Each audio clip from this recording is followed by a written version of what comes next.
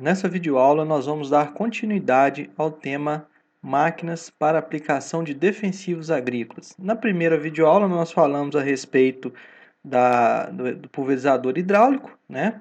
Então, agora a gente vai ver todos os demais equipamentos, né? Os principais equipamentos utilizados aí para aplicação de defensivos, né? Quais são esses equipamentos? Eles fazem justamente, né, a parte aí dos tópicos em que foi dividido aqui essa apresentação, onde nós vamos ver as particularidades de cada tipo de equipamento. Então, nós vamos falar brevemente sobre os pulverizadores pneumáticos, hidropneumáticos, falar um pouco a respeito dos termonebulizadores, dos pulverizadores centrífugos, da pulverização eletrostática. A gente vai ver que não chega a ser uma forma de atomização, e sim um recurso adicional, e finalizar com a parte da aplicação aérea, ok? Então nós vamos buscar aí apresentar as particularidades, as principais características de cada tipo de equipamento desse aí, e às vezes comentar alguma coisa mais específica em termos de processo de calibração. Nós vamos começar com os pulverizadores pneumáticos. Bom, pessoal, a energia do pulverizador pneumático, né, o que faz, no caso, a atomização, é o ar, né? Então, nesse caso, o ar com elevada velocidade, né, com elevada carga energética, ele é utilizado para fragmentar o líquido em gotas. O que acontece no processo de atomização? É sempre uma luta entre dois fluidos, né? Nós temos, no caso da atomização hidráulica, que foi o primeiro que a gente apresentou na aula anterior, nós temos ali uma luta entre os dois fluidos, né? No caso, o líquido ele está numa quantidade, né, com uma quantidade de energia muito superior à energia do ar, né? Então, a velocidade relativa entre eles, que vai remeter energia, acaba sendo responsável, né, por causar esse processo de atomização, ok? No caso lá, o líquido, né, me desculpem, ele acaba ganhando, né, a briga por ter mais energia. No caso da atomização pneumática, é o contrário. O fluido que tem mais energia, né, e que vai imprimir esse processo de cisalhamento do líquido e tal, é o ar. Então, esse ar, sob elevada velocidade ali, ele vai produzir, né, um espectro de gotas que apresenta boa homogeneidade. Os pulverizadores pneumáticos, eles têm essa característica que é muito interessante. Eles apresentam pouca variação em termos do tamanho de gotas. Mas eu vou lembrar aqui, né, pessoal, que gotas exatamente do mesmo tamanho, esquece. A gente não tem tecnologia na agricultura para isso, né? Então, esses pulverizadores, quando a gente fala que é homogêneo, é que ele tem uma amplitude relativa menor, né, que os demais, dependendo do que você estiver comparando. Agora vamos ver, né, quais os processos funcionais que são desempenhados pelos pulverizadores pneumáticos, ok, pessoal? Então, dentro da ideia que a gente já tem trabalhado aí a respeito de processo funcional, nós vamos ter aqui, ó, vocês vão perceber que são ligeiras adaptações em relação ao hidráulico, né? A parte de armazenamento vai ficar a mesma coisa, né? Nós vamos ter um tanque de polietileno conformado com uma geometria que favoreça a questão de limpeza e tal. É, Nós vamos ter um processo de filtragem, ok? No caso, essa filtragem é a mesma coisa também. O bombeamento, né, aqui ele vai existir dependendo do pulverizador, certo? Assim como a filtragem, por isso que eles estão marcados com asterisco, né? Por quê? Alguns pulverizadores pneumáticos, principalmente os mais simples, eles não vão ter esse sistema de bombeamento nem de filtragem. Se a gente pegar um pulverizador costal motorizado, né, que utiliza o princípio pneumático, ele vai simplesmente deixar com que a cauda flua por gravidade até o bocal onde que vai ocorrer o processo de atomização, ok? Então, em alguns pulverizadores não é necessário ter esses dois processos aí, ok?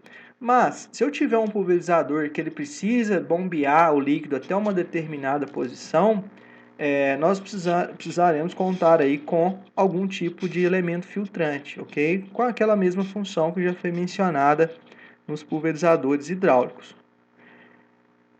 Bem, então após o líquido ser bombeado ou não, né, a gente precisa de uma forma de medir e controlar a vazão. Por que que nós precisamos disso? Porque a calibração desse pulverizador vai depender dessas medidas, né? E também a questão do espectro de gotas formado. Se eu coloco uma vazão maior ou menor de líquido chegando até o bocal de atomização, nós vamos conseguir obter diferentes tamanhos de gotas, ok? E um outro processo funcional que é o que mais caracteriza, né, o pulverizador é justamente um processo que visa gerar e controlar um fluxo de ar. Então, esses pulverizadores vão contar com um ventilador, ok? Pode ser um ventilador axial, pode ser um ventilador radial, mas vai ter que ter obrigatoriamente um desses dois tipos, ok? Por quê? Porque é ele que vai produzir o fluxo de ar forçado que vai levar à formação do espectro de gotas. Então, esse componente aí, ele é o principal, né, a principal característica aí é justamente a presença desse ventilador. Então, nós percebemos aqui, né, que existe uma forma, seguindo as setas, né, ó, armazenamento, filtragem, bombeamento, média vazão, e com uma válvula, daquela mesma forma, baseando-se num fluxo de líquido para o retorno, né, que volta para o armazenamento, nós vamos calcular a quantidade de vazão líquida que vai ser submetida ao fluxo de ar e dessa forma ser atomizada, perfeito? Então, esse é o grande diferencial aí dos pulverizadores pneumáticos. Já na parte aqui do equipamento propriamente dito, nós temos aqui um pulverizador montado ao sistema de levante hidráulico de 3 pontos do trator e acionado pela TDP. Essa TDP, no caso, ela vai ser responsável, né, a gente vê a ponta do cardan aqui, vai ser responsável por acionar o ventilador que está aqui atrás. Ó. Esse ventilador aqui é um ventilador centrífugo, viu, pessoal? E a bomba também, né, acionada pelo eixo cardan, pela TDP. Porque esse pulverizador aqui é um exemplo de que tem uma bomba hidráulica, né? Por que que é necessário pressurizar? Nós já sabemos que a atomização é baseada na questão do efeito pneumático, né, na energia do ar, porém, nós precisamos fazer com que esse líquido, né, que está aqui no tanque, ele flua até essa região. Então, ele tem que elevar a sua cota até chegar nos bocais de atomização. Esse pulverizador aqui, ele tem 3 bocais de atomização. Tem um principal aqui em cima e tem 2 bocais auxiliares, ok? Então, acho que vocês vão conseguir identificar aqui, deixa eu apagar, vão conseguir identificar essas mangueirinhas chegando aqui, ó. Então tem uma mangueirinha preta chegando aqui, uma aqui e outra maiorzinha um pouco chegando aqui no bocal principal. Então nesse ponto, né, existe aqui, não chega a ser uma ponta hidráulica não, é só uma espécie de core mesmo, para fazer o que? Uniformizar esse líquido que chega ali, é como se fosse vamos dar uma ideia aí, talvez, aqueles bicos de mangueira de jardim, né, um chuveirinho que tem lá no banheiro da casa de vocês, é só para uniformizar, para que aquele líquido chegue ali naquele fluxo de ar, não como um filete único, né, que possa prejudicar a atomização, mas ele vai distribuído, né, isso aí favorece o processo de atomização. Então, após esse contato do líquido com o fluxo de ar, ocorre a liberação de uma faixa, certo? Que é composta por gotas aí, que a gente já sabe que são gotas aí de bastante qualidade em termos de homogeneidade. Esses bocais auxiliares, qual que é a função? A função é jogar, né, o fluido, distribuir a cauda aqui mais próximo do pulverizador, ok? Porque se não tivesse esses 2 bocais suplementares, a ideia seria mais ou menos essa. Vocês estão vendo que nesse caso aqui nós temos um lançamento, né, na horizontal e para a esquerda, e esses 2 bocais aqui eles estão suprindo essa deposição mais próxima ao equipamento, né? Caso contrário, nós teríamos uma faixa aqui próxima que não receberia líquido. Isso não é uma coisa interessante, né? Então, esse pulverizador desse tipo que está apresentado aí para vocês, né, que a gente chama de canhão, ele tem uma característica extremamente interessante, que é a produção de gotas homogêneas, e ele tem, né, uma outra característica importante é que ele já é um pulverizador com assistência de ar. O que é essa assistência de ar? É um pulverizador que é dotado de uma fonte pneumática, né? E que esse efeito pneumático, além de fracionar as gotas, né, de produzir atomização, ele vai atuar também no transporte das gotas. No caso da atomização hidráulica, não tinha esse efeito, né, nos pulverizadores hidráulicos simples, né? O que acontecia? A gota era formada e ficava ali, ela iria atingir uma distância x, né, que é dependente aí, em função da massa, da aceleração, né, da velocidade que a gota tinha inicialmente. Agora, no caso desses pulverizadores que nós colocamos aí nos grupos, né, dos pulverizadores com assistência de ar, o fluxo de ar, né, fará com que essas gotas tenham uma maior penetração, uma maior distância percorrida. Isso pode, em algumas situações, ser vantajoso, ok? Se você estiver trabalhando uma cultura perene, quiser fazer um tratamento de alguma de uma praga, de alguma doença que seja bem na parte interior da copa, a gente consegue atingir. Aí nesse equipamento, né, nesse canhão que está apresentado para vocês aí, com essa utilização que ele está sendo mostrado aí, não é um recurso muito interessante, porque assim como o pulverizador de barras, nós precisamos pensar em uniformidade também de aplicação. Então, essa faixa aqui, ó, não é uma faixa que tem uniformidade de deposição. A gente já pode, né, ter por ideia aí que no final aqui, ó, né, o começo vai ter uma deposição muito alta e à medida que se afasta da fonte que libera aqui o spray de gotas, nós teremos a redução, né, da deposição, ok?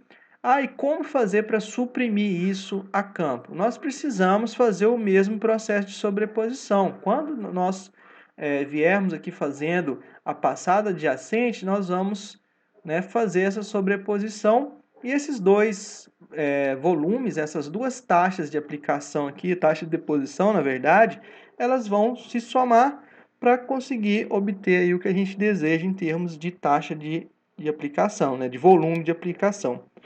Bom, mesmo assim, pessoal, fazendo essa sobreposição na teoria é fantástico. Porém, nós temos um problema muito grave, né, que é em razão aí da natureza desse lançamento. Você está fazendo um lançamento, às vezes, a quase 3 metros de altura, né?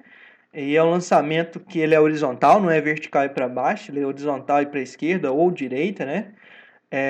Então, esse jato aqui, ele fica muito tempo ali sofrendo os efeitos da atmosfera, né? A sedimentação desse material aqui, dessas gotas, vai ser mais lenta e essa faixa ela é muito influenciada por ventos, né? Então, se você tem um vento que ele é favorável ou que é contrário à direção que você está jogando, ele vai variar muito, né? Então a faixa ela pode ficar gigantesca em determinado momento, né? Quando o vento está contribuindo, mas ao mesmo tempo, né? Ao contrário, né? Ela pode ser uma faixa bem estreita, né? Em razão aí do vento estar direcionando essas gotas na direção do trator.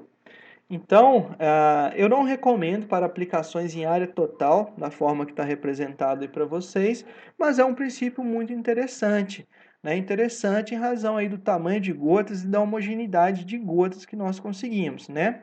Tá aqui um pulverizador que é bem interessante, é o pulverizador pneumático, eu até comentei brevemente sobre ele, né? Um pulverizador costal de acionamento motorizado. Temos um motor de 2 tempos aqui. Esse motor de 2 tempos ele faz o acionamento do ventilador. Então aqui novamente nós temos um ventilador centrífugo.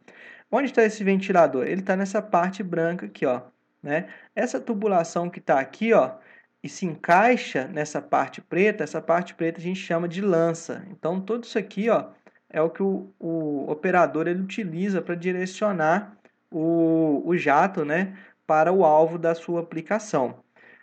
Então o ventilador ele insufla ar por essa tubulação e nós percebemos aqui uma mangueira transparente, certo? Ó, que ela chega até aqui na extremidade da lança. Logo, o ar vem por dentro desse tubo com elevada velocidade e aqui na frente ocorre o contato, né, do líquido com esse ar forçado e que vai produzir o processo aí de atomização. Por que que isso aqui é uma coisa interessante? Deixa eu só comentar, pessoal, esses outros cabos que estão passando aqui, eles são, na verdade, do acelerador e do afogador do motor, ok? Só para controlar o motor aqui de 2 tempos. O reservatório está aqui em cima, geralmente esse reservatório não passa de 10 litros, viu? Mas vamos lá, por que que ela é interessante? Ela é interessante porque, nesse caso, a aplicação ela é dirigida, né? E nós estamos basicamente pensando em culturas perenes. Esse pulverizador ele vai muito bem, né? Eu vou dar, por exemplo, aqui a cultura do café aqui na região da Zona da Mata, ele tem assim uma eficiência, uma eficácia muito boa na aplicação, justamente em razão dessa natureza. A gente consegue direcionar o jato, né, para a planta de forma direta, ele não fica dependendo, né, das condições climáticas, a dinâmica do espectro de gotas não sofre tanto como naquele exemplo anterior, né? Então, esse aqui é uma boa aplicação para esse tipo de equipamento. Mas para o tratorizado temos outras opções? Temos, né? Tem algumas opções interessantes, inclusive, em termos de Europa, Estados Unidos, a gente consegue ver mais recursos, né? Esse, por exemplo, aqui, é um tipo de pulverizador pneumático onde nós temos uma cortina lateral. Então, essas cortinas laterais aqui, ó, elas insuflam ar, né, na horizontal, no caso essa aqui para a direita, e desse outro lado aqui, o movimento do ar é contrário, né? Eu tenho aqui o movimento é na horizontal e para a esquerda. Qual que é a função disso aqui? Né? A gente vai colocar esses dois dutos aqui, né, de saída de ar, eles vão passar envolvendo uma planta que você deseja tratar. Então, vamos pensar aqui no café, em alguma outra planta, né? A gente pode, inclusive, redimensionar essas posições aqui para que ela atenda ao tamanho da copa, né? Então, nesse caso aqui vai ser muito interessante, porque além de formar as gotas, o ar ele vai estar transportando, né, fazendo com que essas gotas tenham maior capilaridade dentro da copa da cultura. Isso é um ponto muito positivo numa aplicação, ok? Então nós temos tecnologia interessante, ok? Mas esse tipo de pulverizador que eu mostrei aqui anteriormente, ele é um pulverizador um pouco complicado, né? Ele tem aí algumas características que já foram mencionadas, né? Só a título de curiosidade, foi feito um protótipo pela própria empresa que está aí nessa foto, de um canhão desse tipo aí, para cima, para o setor florestal. E até hoje você tem a opção de modificar alguns desses pulverizadores para jogar para cima, né? Então você vai tratar eu presumo que seja algum inseto, né, na copa do eucalipto, você utilizaria um pulverizador desse, né? Agora vamos pensar, já é crítico sendo um lançamento na horizontal. Agora jogar essas gotas lá para cima na atmosfera, né, um ponto mais alto da atmosfera, acho que é mais crítico ainda, né? Então tem coisas que a gente deve realmente passar a pensar diferente, né? Porque tem algumas soluções aí que não são tão legais quanto se aparentam ser, não, ok? É, um recurso bem interessante também está nesse equipamento aqui, eu não sei qual é a cultura, viu, pessoal?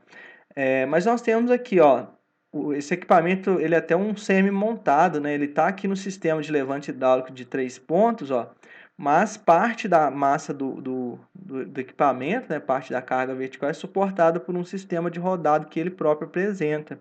Então, isso aqui é um semi-montado. Bom, qual que é o diferencial dele? Aqui essa primeira parte é onde está o ventilador centrífugo, né? Então o ventilador produz o fluxo de ar e direciona aqui por essa tubulação, e nesse ponto existe uma ramificação. Então nós temos um bocal para a direita, desculpa, um bocal para a esquerda e um bocal para a direita. A finalidade aqui é fazer uma aplicação bem direcionada na copa, né? Tem algumas culturas, né, que a parte da copa, mesmo a parte de interesse, ela acaba ficando um pouco mais alto, certo? Então, nesse caso aqui, é um tipo de equipamento que vai muito bem, ok? Outro equipamento interessante, que também é a nível aí de Europa, é esse que está apresentado aí para vocês, né?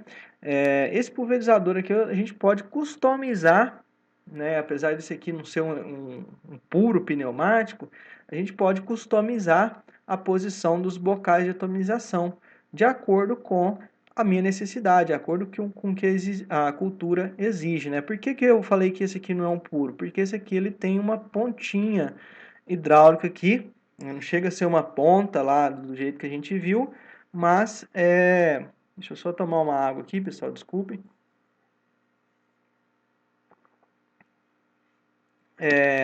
Ele acaba sendo, né, mais próximo do pneumático do que do hidráulico. Essa ponta, ela tem uma função só de restringir o fluxo de líquido, ok? Então você às vezes vai variar a vazão, então pode utilizar desse recurso aí.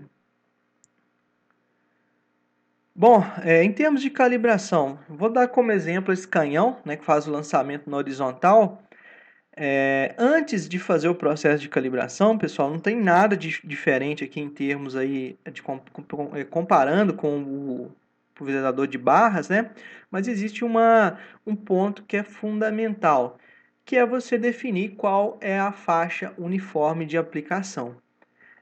Como conseguir essa faixa? Aí nós vamos invocar novamente os conhecimentos lá da parte de aplicação de fertilizantes e corretivos, lembrar do coeficiente de variação, ok? Em porcentagem. Aí nós precisamos fazer uma avaliação dessa faixa aqui. O que geralmente é feito? Nós colocamos uma série de recipientes aqui, né? A gente costuma colocar aquelas bandejas de laboratório, bandeja branca. Colocamos um espaçamento qualquer, né? Geralmente 1 metro, vamos espalhar bandejas ao longo de uma faixa bem grande, às vezes 30 metros aqui nós colocamos essas 30 bandejas, né? E depois nós deixamos esse pulverizador funcionando por alguns minutos, né? Quanto tempo? Tempo suficiente para você identificar que já tem um volume de líquido suficiente para fazer as medições, né, dentro de cada uma desses recipientes aí. Após fazer essa coleta, a gente pega uma proveta, né, e sai determinando esse volume em cada uma dessas bandejas. Depois de posse aí de uma planilha de Excel ou qualquer outro processador, nós vamos lançar esses valores e da mesma forma que fizemos lá com o distribuidor a lanço, né, de fertilizantes corretivos, nós vamos simular faixas de aplicação. Então nós vamos ter o perfil de aplicação, que é algo que a gente coleta só em uma passada, né, gente? E depois nós teremos a uniformidade. E a uniformidade, só para relembrar, ela já está trabalhando com a questão da sobreposições, perfeito? Então, nesse caso, nós teremos aí as sobreposições para compor a uniformidade. Lógico que devemos tentar trabalhar com o menor CV possível, né? Quanto menor a dispersão aí dos valores, melhor. Então, assim que nós chegamos num ponto ali onde que a faixa ela é uniforme, nós vamos partir para o processo de calibração de fato. Para a calibração, vamos utilizar o mesmo método já apresentado, né? Então, isso aqui é basicamente, só para relembrar, né? Nós estamos dividindo a vazão do sistema pela capacidade operacional teórica, né? Então, isso aí que a gente chega nessa equação que já estamos, inclusive, utilizando há bastante tempo. Bom, o que vai ser preciso ali? Vai ser preciso, então, conhecer velocidade, velocidade é distância sobre tempo. Nós demarcamos um percurso no campo, selecionamos uma marcha adequada, né, compatível com o trator, compatível com o terreno, e chegamos, então, né, ao valor da velocidade. Agora, a faixa, a gente já sabe que ela tem que ser coletada antes, né, e mesmo assim ela certamente vai sofrer influência durante a operação, e depois vai ficar faltando apenas a vazão. A vazão, nos pulverizadores mais modernos, existem fluxômetros, né, que são sensores de fluxo. Então, esse sensor bem calibrado, ele vai te passar um valor preciso aí a respeito da vazão, né, para você utilizar nesse quesinho. Agora, né, se você não tiver um equipamento dessa natureza, tiver uma máquina um pouco mais antiga, será necessário fazer essa coleta, né? Como proceder a essa coleta? Você vai ter que retirar essas mangueiras que chegam até o bocal de atomização, né? Existe uma forma de desconectá-las. E você então vai colocar todas essas 3 mangueiras em um recipiente. Já falo para vocês que tem que ser um recipiente grande, né? Porque a vazão, dependendo de 3 bocais, é uma vazão considerável. Então você pega ali um galão de 20 litros, alguma coisa assim, e determina essa vazão, né? Coleta o volume em determinado tempo. Então essa é a dica, né, para quem precisar fazer isso aí, precisar orientar o processo de calibração do pulverizador pneumático.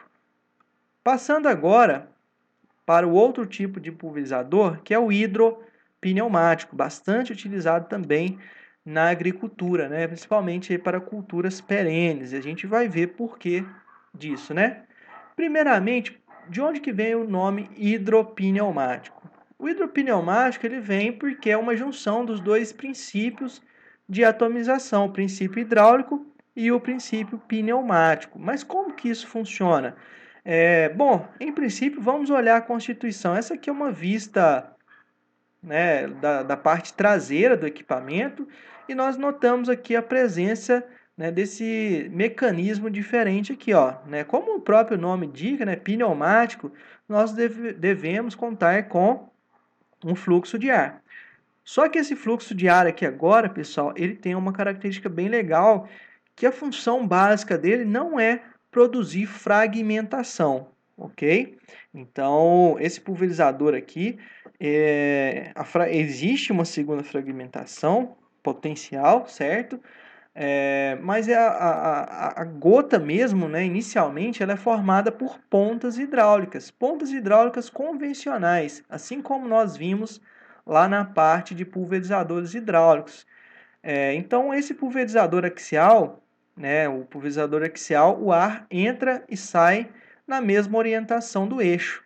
Só que nesse caso aqui, nós temos um dispositivo chamado de defletor que faz com que esse fluxo de ar seja desviado em 90 graus, né? Então, esse desvio aqui faz com que esse ar saia por essas canaletas, ó. Então, isso aqui, ó, é o que nós temos de saída de ar. E é justamente nessa saída de ar onde estão posicionadas essas barras verticais aqui de atomização. Dessa forma, assim que a gota é formada pela ponta hidráulica, ocorre o contato delas, né, com o fluxo de ar, ok? Desse contato com o fluxo de ar, o que, que pode acontecer? Pode acontecer uma fragmentação secundária, é o que muitos falam, né? Uma fragmentação secundária. Pode ocorrer, mas eu já afirmo para vocês que vai depender muito. Depender do quê? Vai depender do tamanho inicial das gotas, né, que foram lançadas esse fluxo de ar, e vai depender também das características desse fluxo de ar. Qual que é a pressão que ele apresenta, qual que é a velocidade, ou seja, qual a capacidade que ele tem de complementar esse processo de atomização. Bom, mas eu já vou falar para vocês de antemão que o sucesso mesmo, ponto-chave desse tipo de equipamento, né, do hidropneumático, é que ele também é um pulverizador que é enquadrado aí no grande grupo de pulverizadores com assistência de ar, ok? E esse assistência de ar vai fazer o quê? Vai atuar de forma bem interessante no transporte das gotas. Para onde essas gotas precisam ser transportadas? Para o alvo. E eu estou colocando aqui como exemplo para vocês uma planta, né, uma plantação de café, e nós percebemos isso aqui, ó. Esse posicionamento, né, esse fluxo de ar forma meio que uma cortina, onde o fluxo de ar ele vai impulsionar as gotas que foram produzidas pelas pontas hidráulicas na direção da planta de café. E esse fluxo de ar, né, vai fazer com que essas gotas penetrem bem facilmente dentro da copa dessa planta aqui, ok? Então ela vai aumentar aí, né, a penetração, vai melhorar a característica do seu tratamento. E uma comparação bem legal, né, da gente fazer aqui para lembrar sobre esse tipo de pulverizador é o seguinte: vamos imaginar que a gente pega aqui 100 gramas de uma farinha de trigo na mão, né? Você pegou com a mão ali e fez um lançamento, você jogou ela de forma horizontal, né? Então, cada partícula ali atingiu uma distância X, elas se espalharam, beleza. Mas se você fizer o mesmo lançamento, utilizando-se aí de um ventilador para auxiliar, é lógico que essas partículas vão atingir uma distância muito maior, né? Nós pegamos a mão ali, jogamos na direção do fluxo de ar, na mesma direção e no mesmo sentido do fluxo de ar. Então, esse fluxo de ar vai fazer com que essas partículas atinjam distâncias bem maiores, vai fazer com que elas penetrem em locais mais difíceis. Então, esse que é o grande ponto aí do pulverizador hidropneumático. Tem aqui um trabalho relativamente antigo, né, da década de 90, só para a gente ter uma noção sobre volume de calda, né, são 3 volumes de calda utilizados aqui, 100, 400 e 1.500 litros por hectare. Aqui um pulverizador passando, né, um pulverizador pneumático, e nós temos aqui, né, o que foi computado deriva o que atingiu o alvo, né, que atingiu a planta, e as perdas para o solo. Olha só que legal, quando se trabalha, né, se trabalhou aqui com 100 litros por hectare, a perda por deriva foi 45,4% do total pulverizado. Quando nós passamos para 400 e para 1.600, esses valores quase que reduziram a metade, basicamente, né? Foram para 23%. Por que que isso acontece? Quando nós trabalhamos com um volume muito baixo, nós presumimos a utilização de gotas, né, com DMV, todo mundo lembra aí o que é DMV, né, diâmetro da mediana volumétrica, muito baixo, né? Então são gotas muito pequenas que são facilmente, né, conduzidas pelo ar. Então essas gotas elas têm um potencial de sofrer deriva bem maior. Agora, quando a gente passa a trabalhar com volume de aplicação um pouco maior, aí já são gotas maiores, nós presenciamos aí essa situação, nós reduzimos a potencial de deriva que passa aqui pela a parte de cima da planta, né? Da mesma forma, reduzindo aqui a deriva, a parte que é a eficiência mesmo que nós buscamos, né?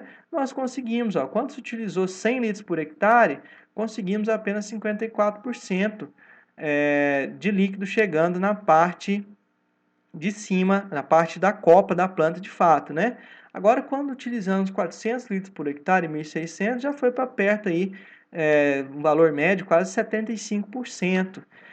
Certo? Então, isso aqui é uma coisa que ela precisa ser avaliada nesse tipo de pulverizador, né? Como avaliar isso? Existem vários métodos, os mais básicos aí incluem a utilização das etiquetas hidrossensíveis, né? Que a gente já viu lá na aula anterior, que elas sofrem, elas são confeccionadas com uma substância tal que ela reage ao contato com a água, né? Então, aqueles pontos onde ocorreu esse contato, eles ficam identificados pela coloração azul, sendo que os cartões, né, eles são inicialmente da coloração amarela. Outro ponto interessante nesse slide aqui são as perdas para o solo, pessoal. Por que que ocorreu essa característica aqui? Ó? Quando trabalhou aqui, né, no caso o trabalho do Planas e Pons aqui, 0,4% quando se trabalhou com 100 litros por hectare e quando se trabalhou com 400 litros por hectare. Quando passou esse volume de aplicação para 1.600, ocorreu o quê? Um aumento da perda de produto para o solo. Por quê?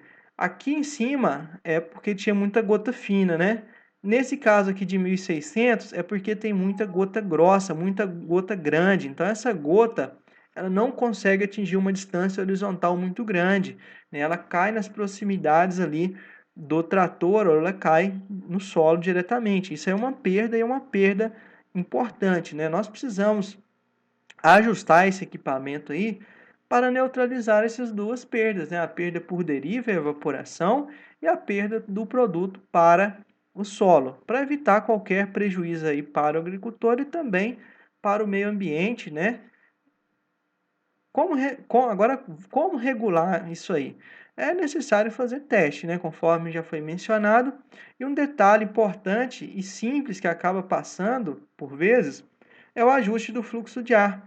Esse mecanismo, né, no caso o defletor, que faz aqui a cortina, ele tem peças, né, que são chamadas justamente defletores, que são utilizadas para ajustar o fluxo de ar na posição em que a planta tem a sua copa. Então, só quero atingir a região da copa.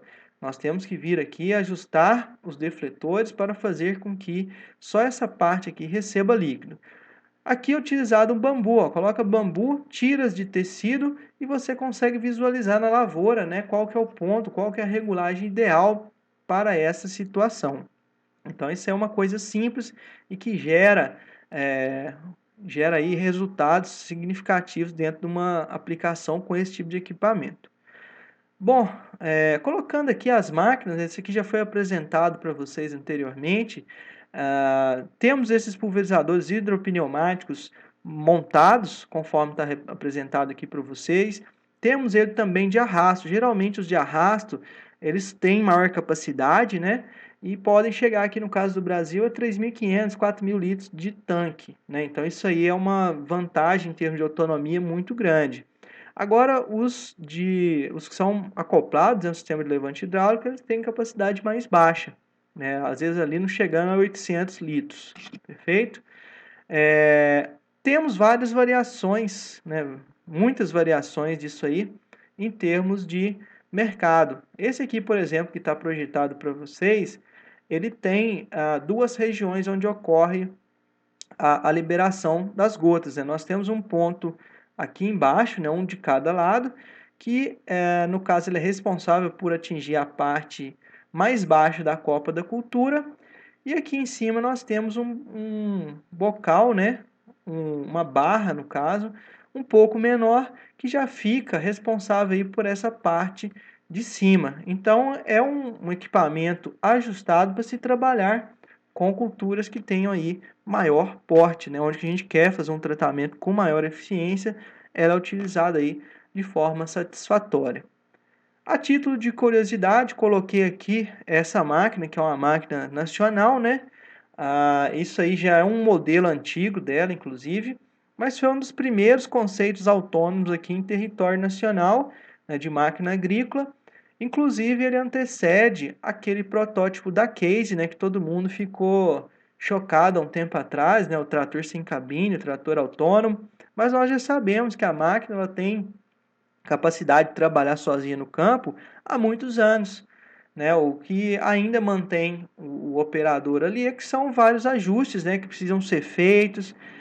Tem a questão do custo também, tem a questão de tecnologia, comunicação, né? A gente precisa de uma rede de comunicação melhor, mas é lógico que ao longo dos anos nós vamos começar a presenciar esse tipo de máquina, né, de conceitos autônomos aí em operação. O próprio piloto automático que a gente tem, né, já implementado aí com sucesso nas máquinas, ele é, vamos dizer assim, semi-autônomo, né? Tem piloto automático que ele é programado lá que consegue fazer até as manobras de cabeceira de forma automática. O operador ele vai ali, né, para alguma eventualidade, identificar alguma irregularidade, alguma situação que não seja possível, né, em princípio, a máquina detectar. Perfeito? E agora nós vamos passar para a calibração. Nesse tipo de equipamento, no pulverizador hidropneumático, existem diferentes formas de fazê-lo, né? Bom, o que você vai encontrar? Às vezes tem uma recomendação do produto de falar assim, 100 ml a cada 100 plantas, né? 100 ml de calda a cada 100 plantas. Então, para fazer esse cálculo aí, você precisa fazer um teste in situ. Você vai, às vezes, na lavoura, ou pode ser num terreiro, alguma coisa assim, mas que você conheça o número de plantas que tem por metro, né?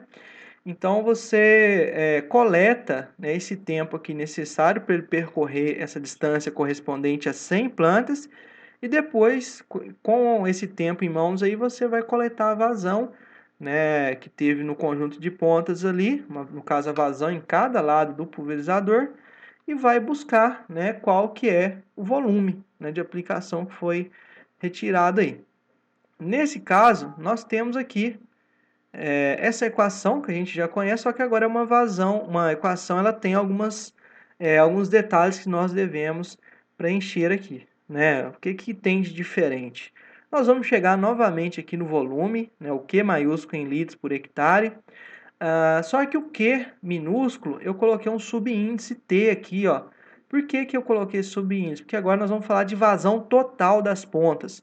Nós vamos trabalhar com todas as pontas desse pulverizador hidropneumático, ok? Todas as pontas do lado direito e todas as do lado esquerdo, ok? E na hora de contabilizar, ó, vocês estão vendo que a faixa eu mudei aqui, ó, para esse E subíndice EL, que quer dizer o quê? Espaçamento entre linhas.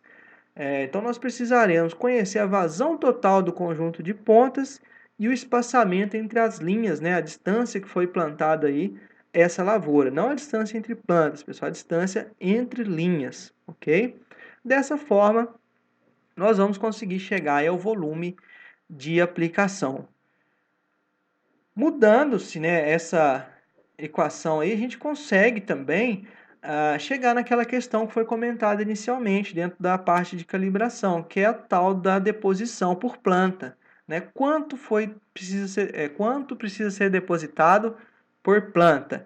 Então, aqui essa equação está ajustada para isso. Ó. É uma variação da outra equação. Nós temos aqui o Q, maiúsculo subíndice P, é o volume de aplicação por planta, certo?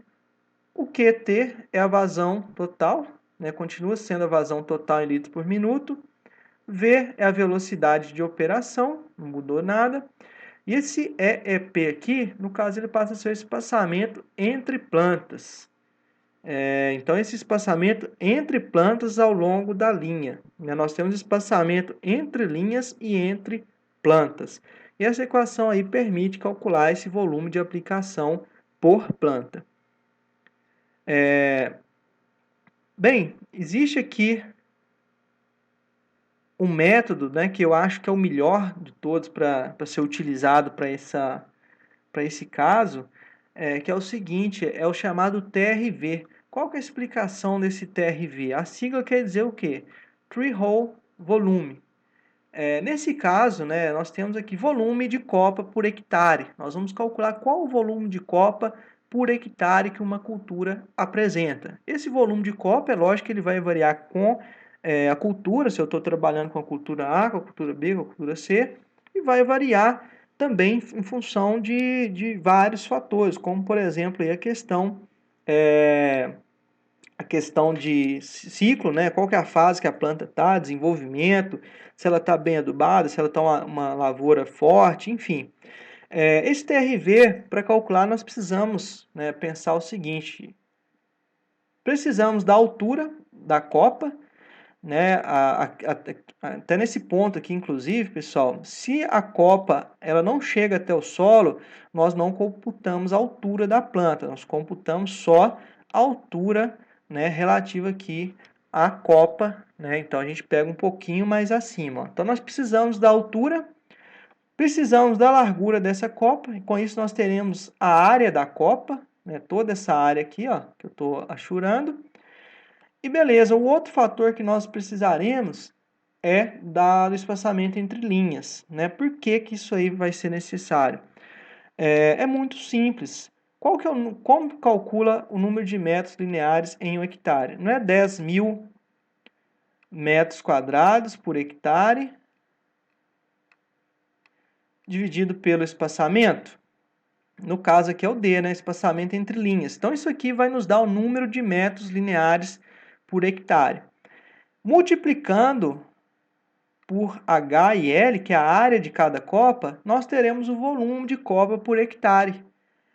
Então, assim que é calculado o TRV, que é essa equação aqui que está representada nesse próximo slide. Ó. Então, HL, essa parte aqui foi o que eu coloquei, né? 10.000 dividido por D, e HL é a parte referente à área. Isso aqui, metro quadrado, vezes metro, vai dar metro cúbico por hectare.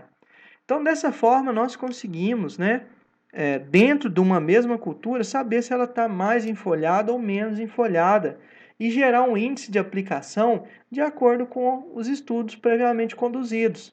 Isso é muito legal porque eu consigo gerar um índice de aplicação para qualquer cultura. Eu faço uma avaliação com etiquetas, eu faço uma avaliação na copa toda da cultura, né, vamos colocar aí do café, faço uma avaliação e vou identificando qual o volume de aplicação me fornece uma maior eficiência, uma melhor deposição. Então, eu consigo gerar uma indicação, né, uma recomendação com base no volume de copa.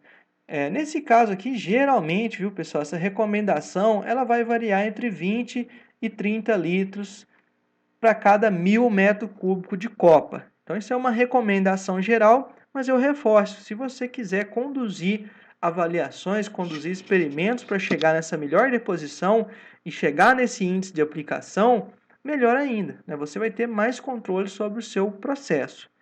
Agora, né, para fechar essa parte aí, eu coloquei aqui alguns exercícios que são exercícios simples, viu, pessoal?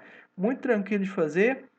Quero que vocês façam em casa, assim que for possível, mas está pedindo o seguinte: nós temos um pulverizador hidropneumático com 8 pontas. 8 pontas são 4 de cada lado. Então, nós temos 4 no lado esquerdo e 4 no lado direito.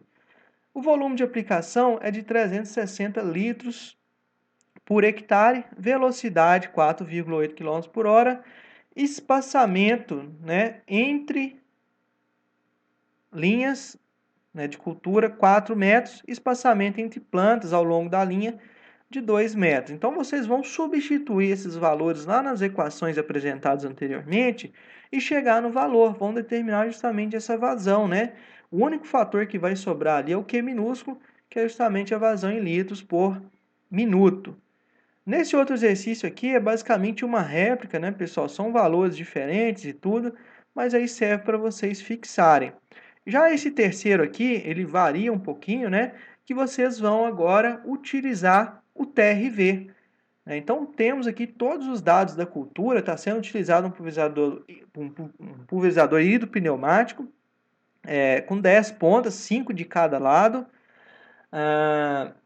A velocidade de trabalho é 5 km por hora, altura da copa 2 metros, largura 1,5, distância entre linhas 3 metros, e aqui a recomendação, né, eu já coloquei aqui um valor mais específico, é de 30 litros para cada 1.000 metros cúbicos de volume de copa. Né? Então vocês vão encontrar o TRV e vão calcular, né? Quantos metros cúbicos deu por hectare. Vamos imaginar que deu 1.000 metros cúbicos de copa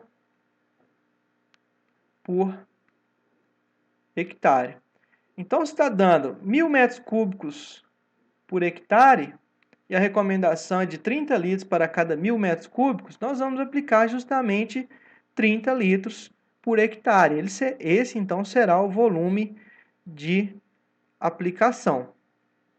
Perfeito, pessoal? Então façam esses exercícios. Qualquer dúvida aí nós vamos retirar na nossa reunião.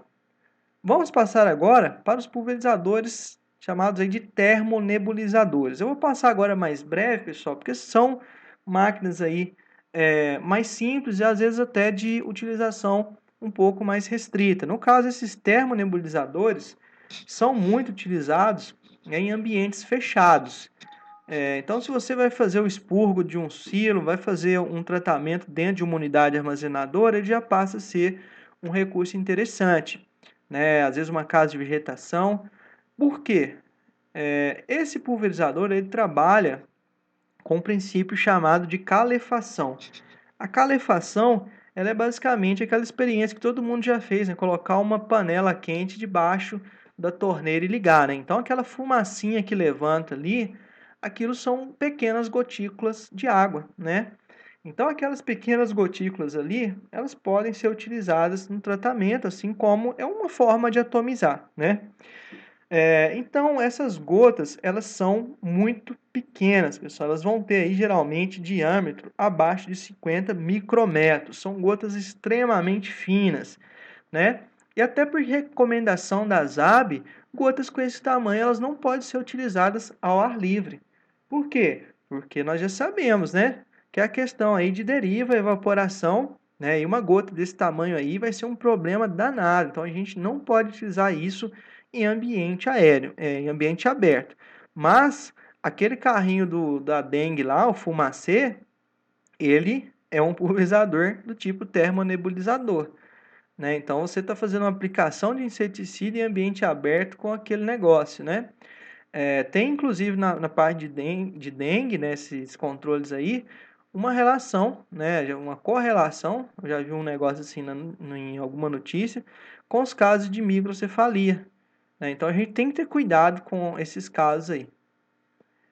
Então, só para fechar o termonebulizador, a gente percebe aqui que é uma névoa, né? Essa fumacinha que está saindo aqui são partículas, são gotas muito pequenas, né? E que são recomendadas aí para lugares fechados. Essa máquina ela vai ter que ter o quê? Basicamente, ela tem que ter um reservatório, onde ela vai manter ali um produto. Geralmente, esses produtos são formulações de pronto uso, ou seja, você não vai precisar misturar com algum veículo, você já pode prontamente utilizá-la no pulverizador. Ou então, são formulações que utilizam como solvente algum óleo, né? Algum óleo mineral, por exemplo, né?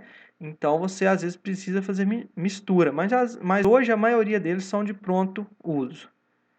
Agora nós vamos passar aqui para os pulverizadores centrífugos. Eu não vou detalhar muito aqui, porque é um princípio, né, que tem aplicação bem restrita para máquinas é, terrestres, né, para aplicação terrestre. Nós vamos falar novamente lá na parte de pulverização aérea. Mas aqui é o seguinte, quero que vocês notem essa tubulação azul aqui, ó. Essa tubulação azul, ela está conduzindo cauda até o centro dessa parte preta aqui, ó, que é um disco rotativo, ok? Esse disco, aqui ele está virado, né, ele tem uma concavidade que está voltada para cima aqui, ok? E esse disco ele é acionado mecanicamente, né? Às vezes tem um motorzinho acionando ele aqui, um motor elétrico, e esse líquido ele chega até a parte central. Por dentro desse disco aqui, existem ranhuras radiais. Na medida que o líquido chega até o centro desse disco, ele entra nessas ranhuras e ele é acelerado na direção da periferia. Ok? Nesse ponto aqui, ele chega com uma velocidade muito grande, né? E ocorre então o processo de cisalhamento, ocorre o processo de atomização. Existem hoje aí no mercado nacional, principalmente com essa abertura, né, para os produtos chineses aí, esses equipamentos têm até um destaque interessante na concepção aí de equipamentos portáteis, né? Então, hoje está barato você comprar um equipamento desse. Mas esse princípio de atomização dentro, né, de uma aplicação tratorizada, vamos pensar assim, ele é um pouco complicado, né? Porque envolve um mecanismo ali, ele precisa ser acionado mecanicamente e tem uma característica também que é a sobreposição. Fica difícil fazer sobreposição com esses dispositivos, ok? O que que ele libera? Ele libera um jato, né? Parecido com um guarda-chuva, né? Guarda-chuva. E isso aqui ele vai precisar fazer sobreposições, principalmente porque as extremidades, né, elas caem muito dentro daquilo que a gente viu lá de ponta cone do tipo vazio, né, que as periferias acabam recebendo um pouquinho mais de líquido do que a parte central, porque essa região aqui, ó, ela tem sobreposições dentro de um mesmo jato. Então, se eu for pensar, às vezes, numa necessidade de sobreposição, eu tenho uma certa inviabilidade. Mas é um atomizador muito legal porque na literatura internacional aí, ele é chamado, meio que uma tradução livre aí, de atomizador controlado. Né? Por quê? Porque nós temos a possibilidade de gerar infinitos tamanhos de gota só com esse mecanismo aqui, com esse dispositivo. Não é necessário trocar, né? Como fazer isso? Se eu vario a rotação desse disco aqui, se eu coloco uma rotação maior nesse disco, ele vai fornecer mais energia para as gotas e vai obter um espectro mais fino, né? Eu vou ter gotas ali com menores DMV. Se eu reduzo a rotação, eu reduzo essa carga energética e as gotas naturalmente vão se tornar maiores. Entenderam? Então é esse ponto interessante. Eu consigo controlar o que nós vamos colocar em termos de tamanho de gota com o mesmo dispositivo. Isso é um ponto muito legal. E outra coisa que a gente pode variar conjuntamente com a rotação desse mecanismo, desse disco, é a vazão. A vazão de líquido que está chegando aqui. Imagine que eu coloco uma vazão maior, né? vai ter uma sobrecarga aqui para esse disco. Então as gotas vão ficando maiores também. Então, combinando rotação e vazão, temos infinitas possibilidades de tamanho de gota. Então, uma coisa bem interessante aí para a agricultura. Bom, vou mostrar para vocês aqui. Esse não é um processo de atomização, viu, pessoal? Quando a gente fala de pulverização eletrostática, nós estamos pensando que as gotas serão formadas por qualquer outro princípio, né? Pode ser uma ponta hidráulica, pode ser uma ponta hidráulica do tipo leque, cone, cone cheio, vazio, impacto, indução de ar ou não. A ideia é que essas gotas formadas, elas serão carregadas com uma carga elétrica, né? E qual que é o objetivo disso? Existe um princípio, né, dentro lá das teorias da eletricidade, tudo, né? Nós temos que uma carga, né, quando ela se aproxima de uma superfície neutra, ela induz a carga oposta. Então, se nós estamos pensando numa carga positiva, uma gota com carga positiva, chegando perto da superfície foliar, que em princípio é um corpo que está neutro em função do seu aterramento, nós devemos pensar da seguinte forma: essa gota ela pode induzir uma carga oposta naquela superfície foliar e dessa forma melhorar, né, a deposição e também a aderência dessa gota na superfície, reduzindo o risco de escorrimento, risco de deriva, ok? Melhorando ali o tempo de absorção. Então, existe isso aí no mercado já há bastante tempo. Agora, vamos colocar aí uns 3, 4 anos, ele retornou com mais força, né? E de fato é uma tecnologia muito interessante. Só que ela tem que ser utilizada, né? Pelo fato de estar utilizando a pulverização eletrostática, eu não posso esquecer de todos os outros pontos, né? Sobre a aplicação, nós devemos pensar em tudo, né? Continuar pensando em temperatura, umidade, velocidade do ar, inversão térmica. Precisamos pensar no produto, no momento. Então, esse é um recurso a mais para a gente melhorar a nossa aplicação. Agora, eu acho assim, existem situações que carecem de mais estudo, né? Será que essa carga, essa gota carregada, ela sempre vai induzir uma carga oposta na planta?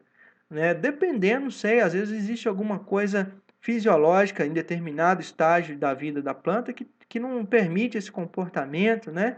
Então, são algumas coisas que realmente nos fazem pensar sobre essa tecnologia, né? Será que ela é isso tudo mesmo?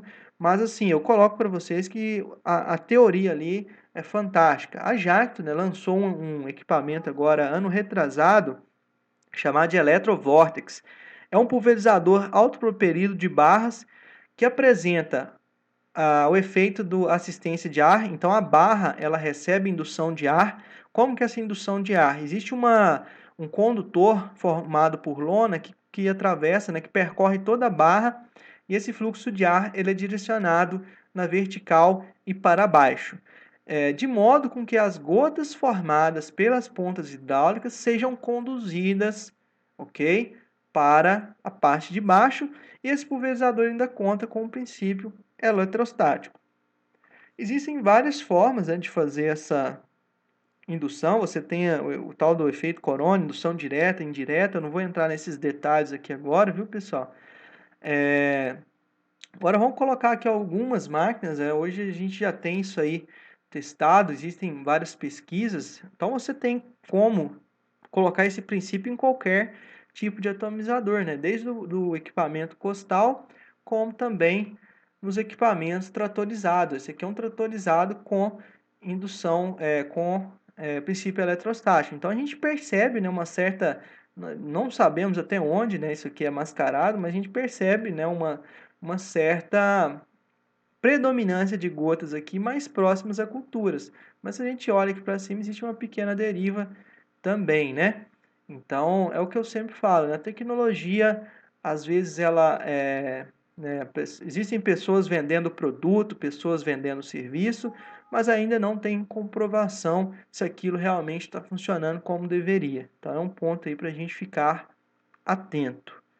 Existe outra máquina aqui, ó. Estou só mostrando aí alguns princípios numa aplicação dirigida. E agora, para a gente finalizar, vou falar um pouquinho sobre aplicação aérea, né? Até então trabalhamos apenas com plataformas terrestres e vamos falar agora um pouquinho sobre aeronaves, né?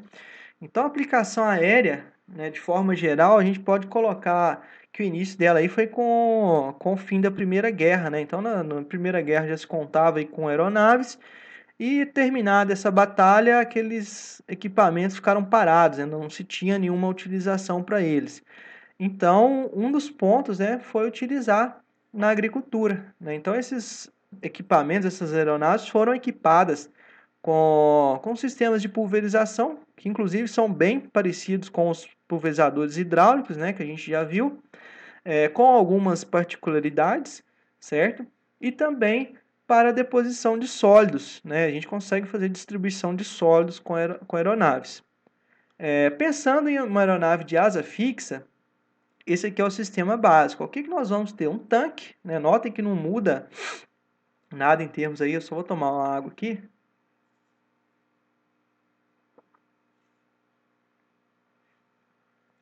Então nós temos um tanque. Seguindo aqui o caminho, nós temos o sistema de bombeamento. Aqui, pessoal, não é uma bomba de elevada pressão, ok? Nesse caso aqui, os atomizadores não precisam de muita pressão para funcionar. Então, essa bomba geralmente é uma bomba de rotor aberto, uma bomba mais simples, e a função dela é fazer com que esse líquido chegue até as barras de pulverização, seja elas montadas com pontas de fato, né, ou então com dispositivos atomizadores rotativos. Então, seguindo aqui, a bomba vai mandar esse líquido. Aqui nós temos um bypass que é para o retorno, né? Então, o controle de vazão ele é feito da mesma forma que nos pulverizadores terrestres. Temos um medidor de fluxo, né? O fluxômetro instalado aqui, um medidor de pressão, e seguindo aqui um filtro e a barra porta-bicos, e aqui a barra porta atomizadores rotativos, né? Então, a questão aí básica é a mesma, né? Existem algumas classificações, pessoal, de aeronave leve, aeronave pesada, que é com relação à potência e à capacidade de carga, certo? Mas eu não vou detalhar muito aqui para economizar tempo. E aqui as partes do avião são as partes de um avião qualquer, né? Nós temos aí o leme, no direcionamento, o profundor, né, para mexer a parte de trás da aeronave. A cabine, o tanque, ele fica posicionado na frente da cabine, por isso que deve ser um tanque muito bem feito, muito bem vedado. Esse tanque, pessoal, ele tem aqui por baixo um compartimento que é uma porta para alijamento. Às vezes, durante alguma manobra, pode ocorrer alguma coisa errada e o avião, para ganhar altitude rápida, ele precisa se livrar daquele peso. Então, essa portinha lá de baixo abre e libera todo o produto. Então, o avião pode terminar sua manobra em segurança. Então, isso aqui é para ser usado em situações críticas, né? Tem o conjunto motopropulsor aqui. Nós temos as asas as asas servem, né, como tanque de combustível. Temos a barra de pulverização posicionada aqui na parte de baixo, ó, ok? Ela não atinge toda a extensão das asas. Eu vou falar para vocês no próximo, daqui 2 slides, basicamente. Temos os itens aqui que são comuns para todo avião, né? O winglet, temos o aileron, o flap, a fuselagem, enfim. Bom, o que nós temos aí, né, de interessante é o atomizador. Esse aqui é um atomizador rotativo, um atomizador centrífugo, pessoal. Os atomizadores centrífugos podem ser divididos em dois tipos: os atomizadores de discos e os atomizadores de tela. Esse que está projetado para vocês aqui é o atomizador de tela. Notem que esse conjunto todo aqui, ele é montado numa barra. Isso aqui é uma barra úmida, viu, pessoal? É uma barra úmida porque por dentro dessa barra aqui é que vai passar o líquido, né? Então o líquido chega aqui e aqui ele já vem para uma mangueira. Então aqui nós teremos o contato do líquido na parte central desse dispositivo. Todo esse mecanismo aqui ele rotaciona, certo? Rotaciona com a velocidade que vai depender da velocidade da aeronave e do ajuste dessas pás, ó. Olha que interessante. Essas pás aqui, né, fazem com que o próprio deslocamento da aeronave vão produzir, né, a rotação desse mecanismo. Beleza? É necessário que nós tenhamos controle sobre essa rotação, pois já sabemos que isso aí vai influenciar no tamanho de gotas. Então, cada dispositivo desse aí conta com um sistema, né, para mensurar. Nós temos aqui, no caso, um transdutor indutivo aqui em cima, que vai justamente contar quantas voltas esse dispositivo está realizando por unidade de tempo e passar isso lá para o piloto, né? Então, o piloto ele pode, inclusive, variar a velocidade de voo de acordo com o tamanho de gota que ele quer produzir, ok? Temos a possibilidade também de ajustar o ângulo dessas pás para conseguir maior ou menor rotação. Dessa forma, maior ou menor tamanho de gotas. Temos também pulverizadores, né? O outro princípio que utiliza aqui é a barra. Seria uma coisa bem parecida com os bicos convencionais, com as pontas convencionais. Então a gente percebe que já não é um mecanismo, já não é um atomizador rotativo, e nós temos ali basicamente dois tipos, né? Temos a ponta do tipo D e a ponta do tipo CP. Então essas aqui são pontas que, por sua natureza, elas são consideradas como pontas de fato hidráulicas. Agora, nesse próximo slide, eu vou falar com vocês por que não pode estender a barra de aplicação em toda a envergadura da aeronave.